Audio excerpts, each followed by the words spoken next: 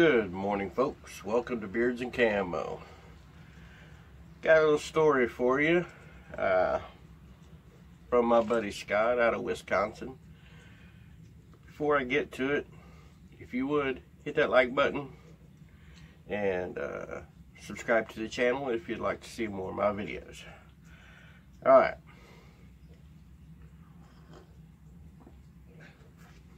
Like I said, this is from my buddy Scott, who lives up in Wisconsin.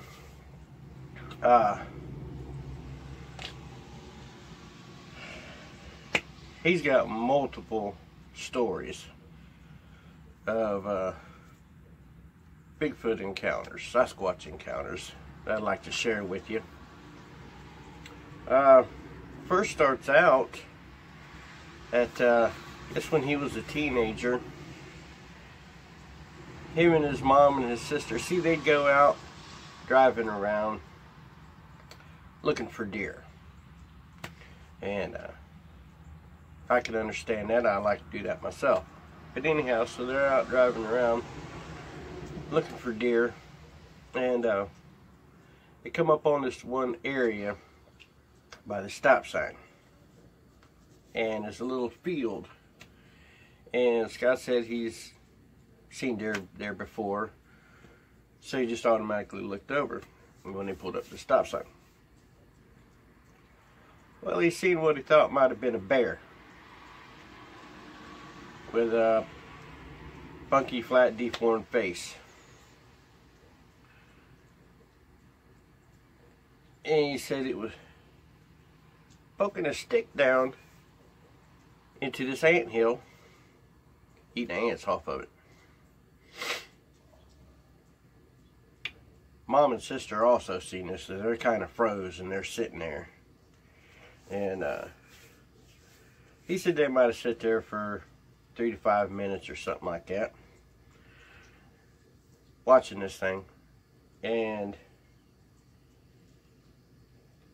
well, this thing they thought might have been a funky looking bear, it ends up standing up. And he told me that he kind of thought it was female because of the way it was looking at him with an attitude. Well, this thing stood up and walked away. Obviously not a bear. Obviously.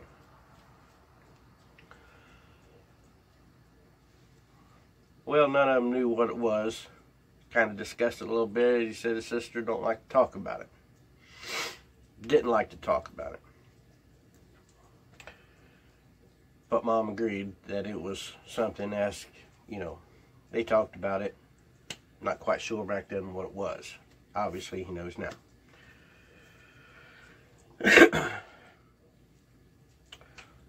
So sometime later, he was out. We went out to go deer hunting. Pulled up in this area and parked his car. And it was before daylight. He shuts the car off, shuts the light off. I think he said he was going to finish his cigarette. Well, he hears something walking.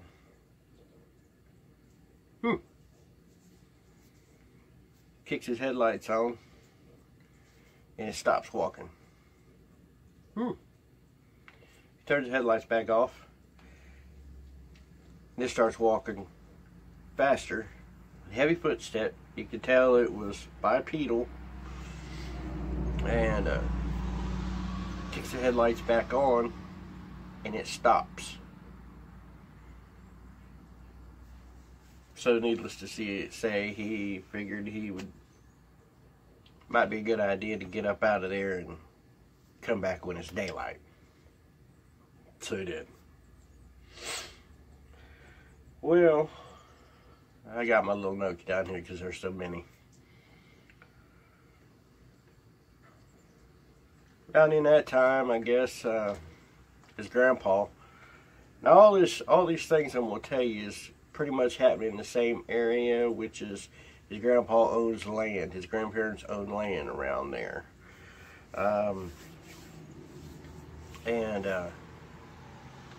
Grandpa had turkeys was raising turkeys. Well, 19 of these turkeys come up missing, and something had busted through the pen. It's pretty heavy duty made, he said, and I guess something had stepped on one of the turkeys and killed it and flattened it out, but all the rest of the turkeys come up missing. Couldn't find him nowhere.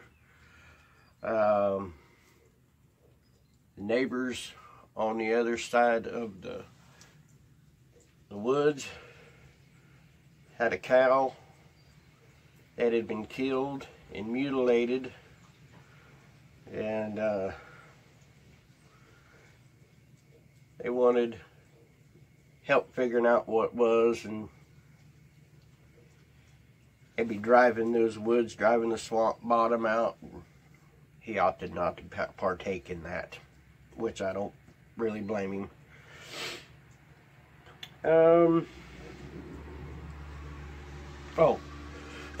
He was staying stayed a couple nights or a night in a trailer that his grandparents had, and out there had lights shut out, watching a football game, and had some hunting dogs out there he said the hunting dogs, he said they'd run bear and stuff, chase after bears. So they wasn't afraid of bears, but the dogs got to yelping and whining and stuff like that. So he went to the window and he heard some heavy breathing. Basically said, screw this. So he went down the other window of the trailer. Now mind you, trailers, their windows 7-8 foot high up off the ground. So he goes down the other window, cranks it open. He hears something breathing, heavy breaths. Of course it scared him. He sat with his pistol the rest of the night.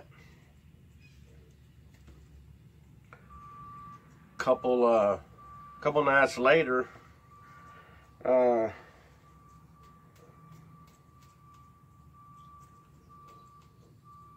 basically the same thing happened up at his uncle's trailer. It was not too far away. Basically the same thing. But his uncle went outside and looked around with a flashlight, and he said he would hear footsteps just out of the beam of his flashlight. Wasn't quite sure what it was, who it was. Figured it was somebody out there trespassing. He popped off a couple shots, and it left. Advance on down a little bit. Scott's out driving around again looking for deer with his girlfriend, who ended up marrying sometime later and divorcing now. But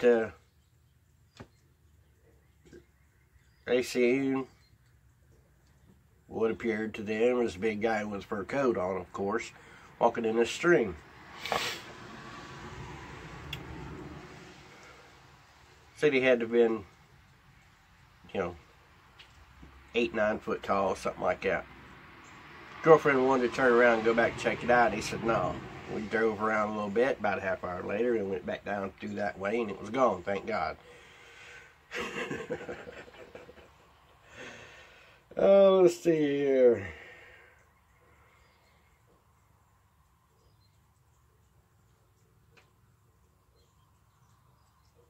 Oh, this is a cool one. A few years ago, Scott's got good fishing up there in Wisconsin. He sends me pictures, pike, trout that he's caught.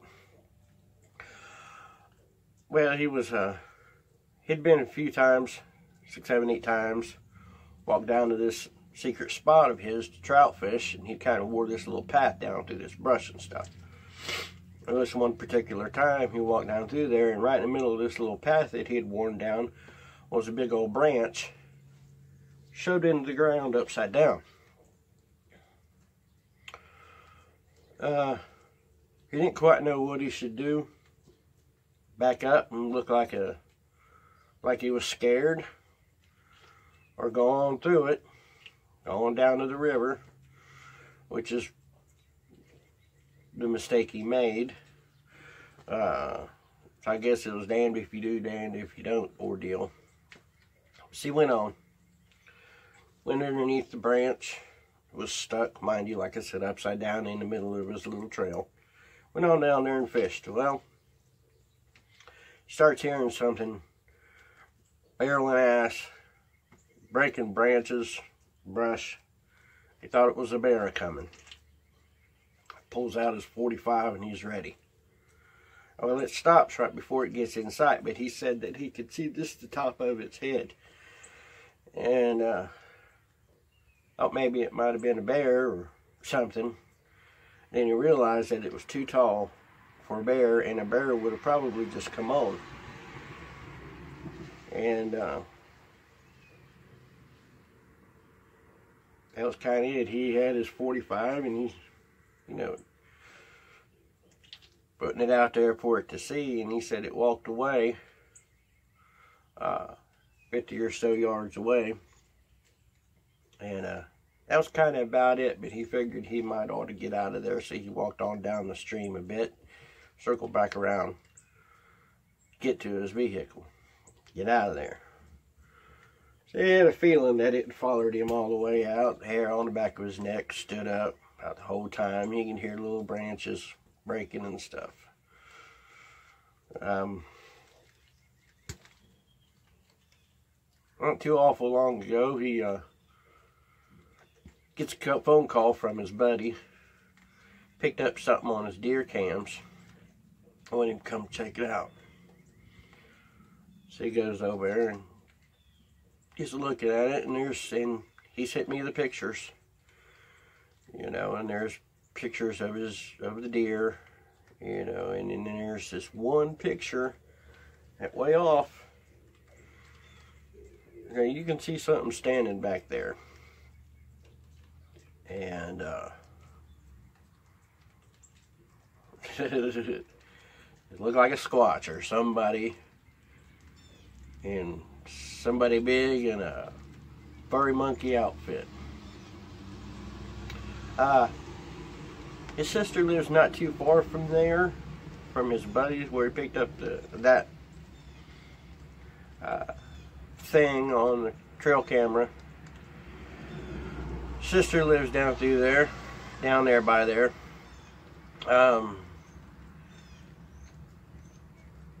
It's heard things. Kind of sound like coyotes, but then again not.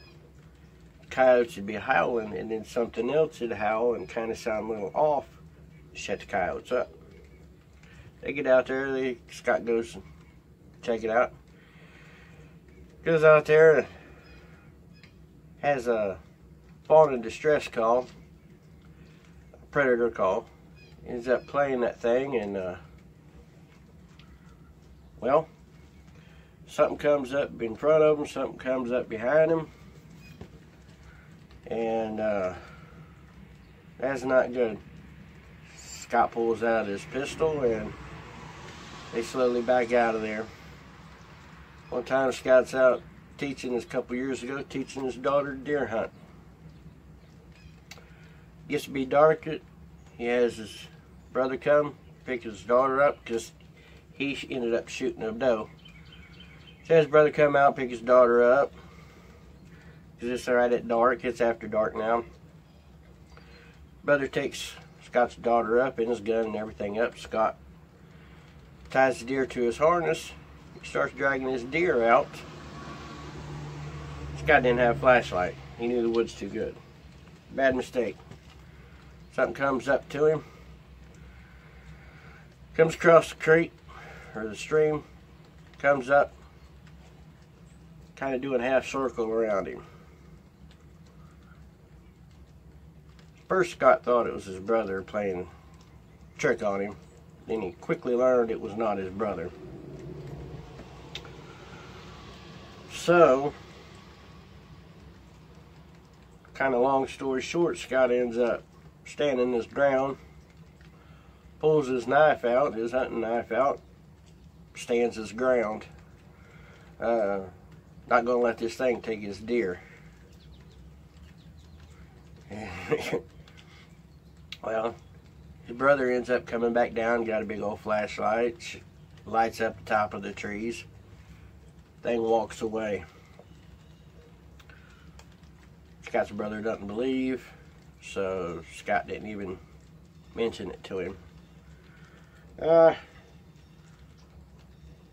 Last time I talked to Scott, said his sister was still having things thrown at her house, rocks thrown at her house. Crazy howls, stuff like that. Oh, one time he was out predator hunting, had something big come up. He didn't see what it was, but it was walking on 2 feet. Next night, he and his buddy go out predator hunt, and I think it was a rabbit in distress call. He said a lot of times starting to rain on me.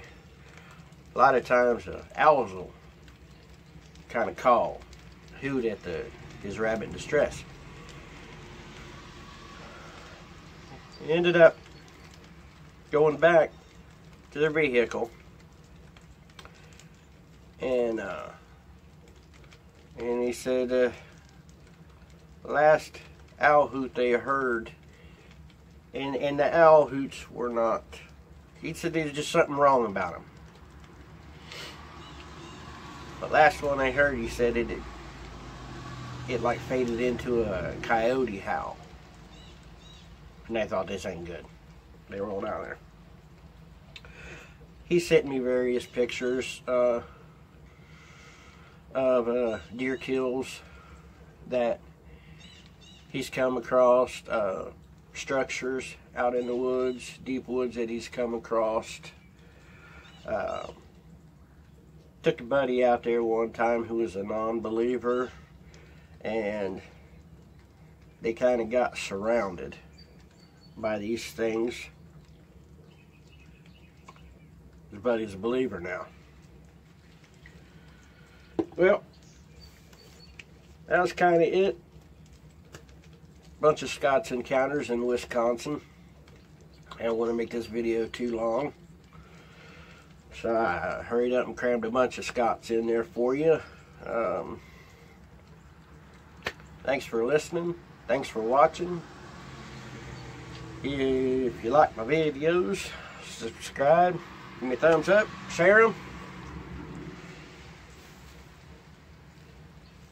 and get out in them woods. You better be careful. You don't know what's out there. You better be safe. And it's good to have you a gun or something. You never know. I love you. God loves you. Be good. Stay dry. I'm out. Oh, one more thing. Scott gives some of his accounts on Sasquatch Chronicles, episode 239. So if you want to go on their website and hear some of his encounters and a whole lot more, go to Sasquatch Chronicles and listen to it. Like I said, Scott's is 239. I'm out.